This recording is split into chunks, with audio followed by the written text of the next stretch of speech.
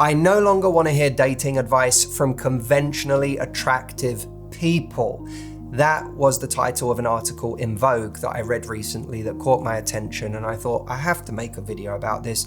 It's too important, it's too raw, it's too honest, and it is so many people's lived experience out there. If you are looking for love and you go online looking for advice about how to find love, you are going to be met by an avalanche of psychologists, therapists, coaches, and super hot 20-something TikTokers, all giving you their 2 cents on how you should be going about finding love.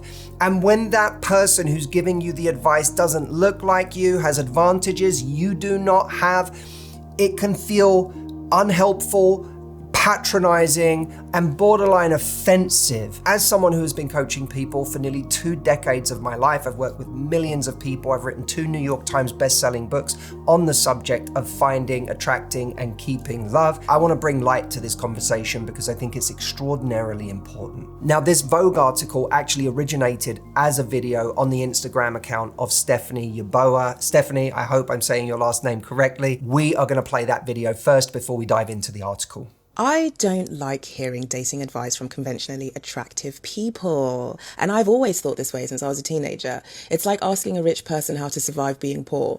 They've never had to live at that level, so they wouldn't understand. I think that in itself is a very important point. The idea that if someone is standing at the top of a mountain yelling advice for people trying to get to the top of the mountain, but the advice you're giving is to people who started at a place in the mountain that you never had to climb in the first place because you started at base camp, then it can feel patronizing and glib to the people who are like, I get that you have advice for how to get up this mountain, but you started higher on the mountain than me. So how is that going to help me where I am right now? People say things that can come across as really condescending, like, just be confident, put yourself out there.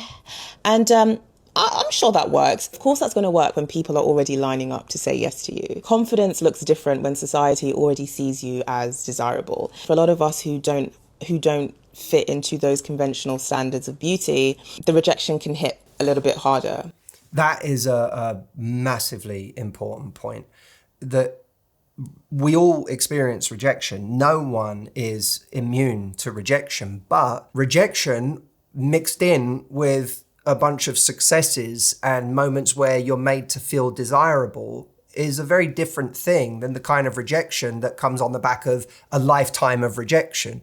So that kind of rejection confirms the idea that we're not worthy, that we're not desirable in the world. But someone who does generally feel attractive can write off a rejection more easily as a momentary setback on the road to yet another person who finds them attractive. I wrote a book 5 years ago called Fattily Ever After, and in it I have a whole dating chapter where I have spoken to plus-size Black women from around the world about their dating experiences, and it was something that really helped me kind of think about how disadvantaged certain groups are when it comes to the dating game. And it's, you know, one of the reasons why I wrote Chaotic Energy, where you have a plus-size dark-skinned character who is the most confident person in the world, and she's always putting herself out there, but again, to no avail.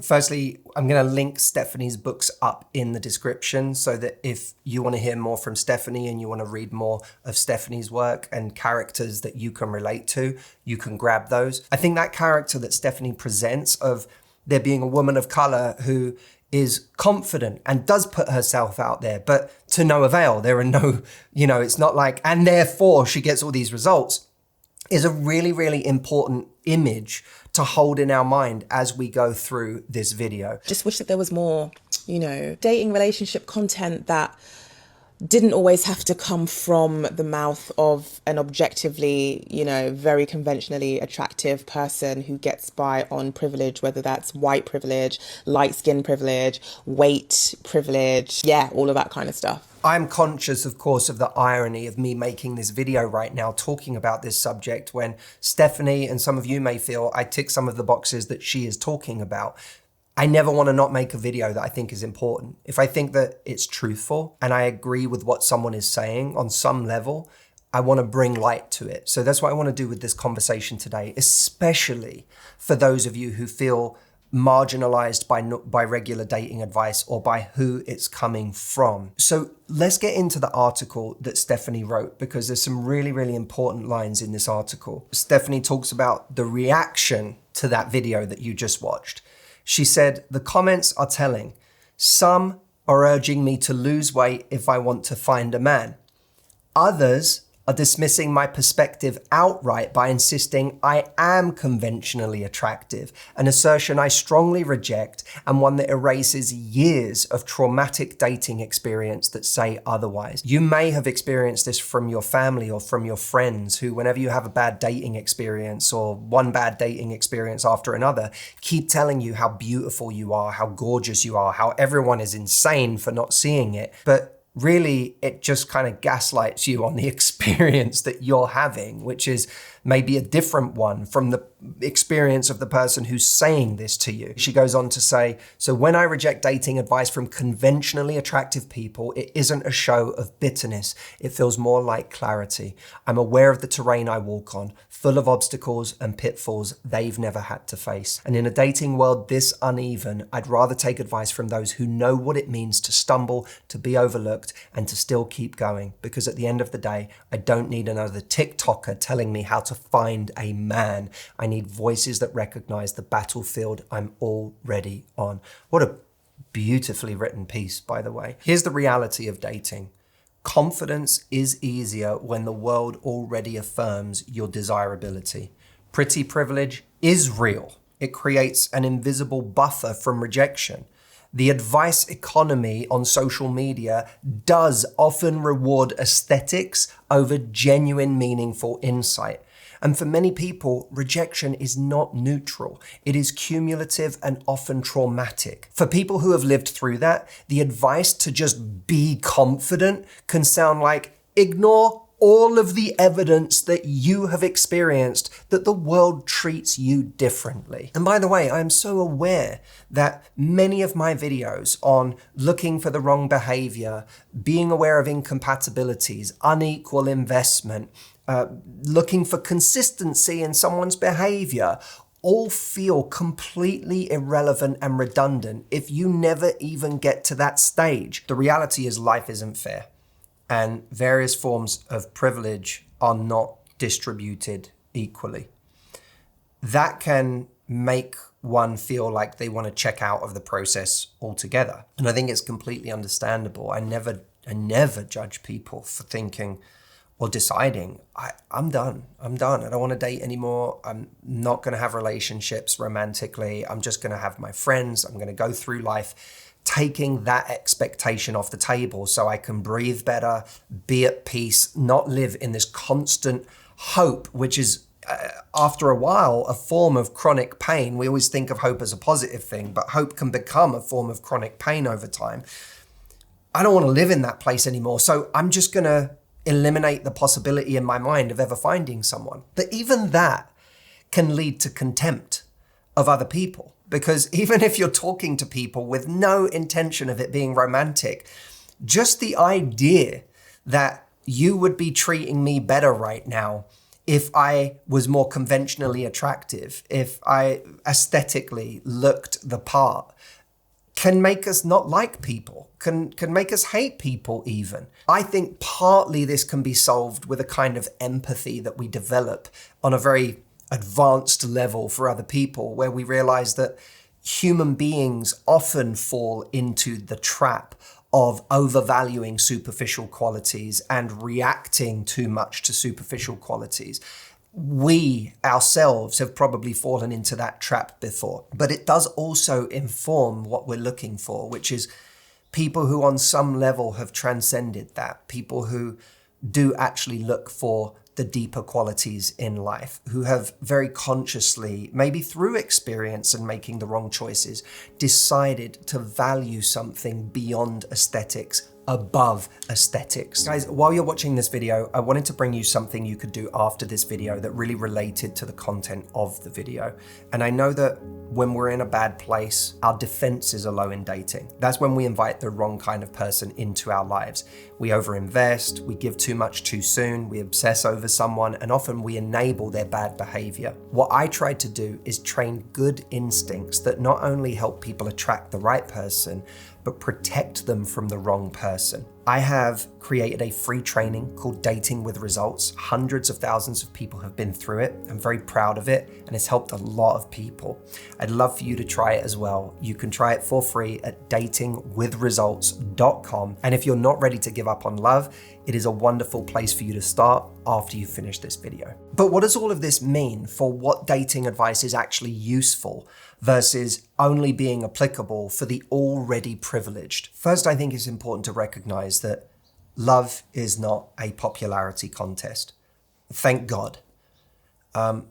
There's no points for being the most popular person when it comes to the game of love, because if you're looking for a long-term committed relationship, you're not looking for the world to love you or for hordes of people to want you.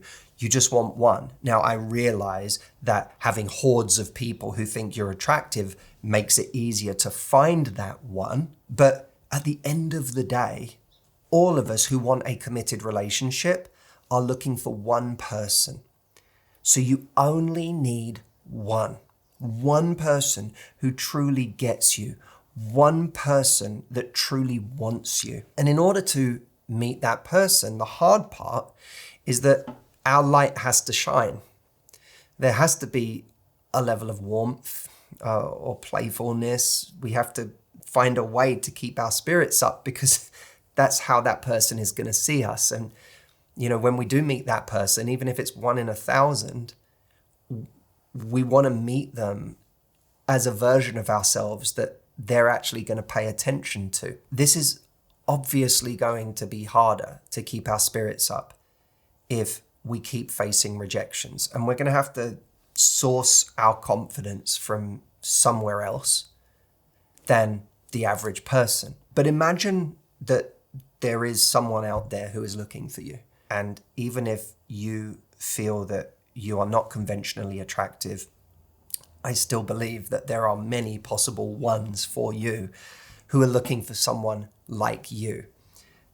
But that person might need to be a special kind of person. They need to be the kind of person that doesn't value looks and someone being conventionally attractive above all else. They need to be the kind of person that values what you have to offer. Finding love is not about trying to create mass appeal. Finding love is about fit. We're trying to find the right fit for us. And when we do find the right fit for us, it can even bring out a kind of confidence that we've never had or that has become lost to the rejections of our life. It's one of the most beautiful things about the right relationship is we can actually shine more brightly. We can become more confident because of the acceptance and the love and the validation that we are given by somebody else. It's not the same as relying on it, but of course it can change our confidence to be with someone who really sees what's valuable about us. In the meantime, before you find that person, if you're struggling because of everything you've been through to locate that confidence, I think one of the most important pieces of advice is to do things and to live in such a way that you make yourself proud, that you like the person that you show up as, that the way you put one foot in front of the other in life, the way you treat people, the things you do, the small and big challenges that you conquer, make you a person that you are proud of. And that personal pride that comes from that can engender a kind of confidence. And when we go out into the world as a person who's proud of themselves, we carry ourselves differently. And when we carry ourselves differently, we're far more likely to show up on the radar of that person who will appreciate us. Resilience is one of the most powerful human traits there is. There's an argument to say resilience is the most powerful human trait there is. If you've experienced 99% or 99.9% rejection in your love life, it takes a whole lot of resilience to continue to believe that the right person is out there for you, that someone will one day accept you and love you for what you present and what you have to offer. My experience of resilience is that it tends to be the thing that shows up when there's no other option. And when you know that human connection is something that you deeply value and deeply, deeply desire, regardless of how much rejection you may have faced, resilience, you may decide, is your only option, because giving up on human connection makes even less sense than continuing to put yourself out there in the world to get human connection. But if it requires extraordinary resilience for you to do that, if nothing else, remind yourself that resilience might be the most powerful, transferable skill that you can ever develop in life. And if this is where you end up building it, so be it. Whoever you need to hear this message from, whether it's me or somebody else, I just appreciate us having the conversation, because it's real, it's honest, it's truthful, and those are the only kinds of conversations I want us to have. I'll see you next time.